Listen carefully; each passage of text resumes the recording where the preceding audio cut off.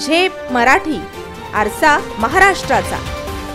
छावा प्रदेश अध्यक्षांना झालेल्या मानहानीचा निषेध। शिरपुरात छावा संघटनेचे रास्ता रोको आंदोलन।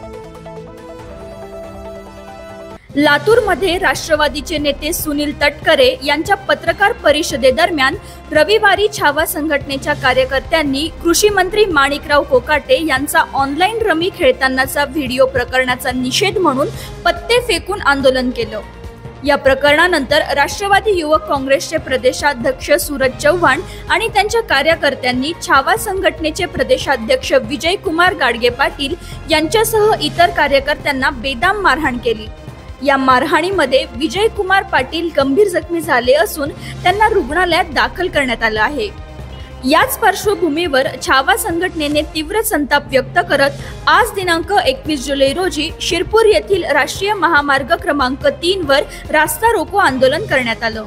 या आंदोलनात मोठ्या संख्येने कार्यकर्ते सहभागी झाले होते, त्यामुळे काही काळ वाहतूक पूर्णपणे ठप्प झाली होती। परंतु पोलीस प्रशासनाने वेळीच हस्तक्षेप करत आंदोलकांना ताब्यात घेतलं आणि वाहतूक पुन्हा सुरळीत केली। अशाच वेगळ्या आणि ताज्या बातम्यांसाठी पाहत रहा झेप मराठी, आरसा महाराष्ट्राचा। संपादक प्राध्यापक अनिल चव्हाण, धुळे।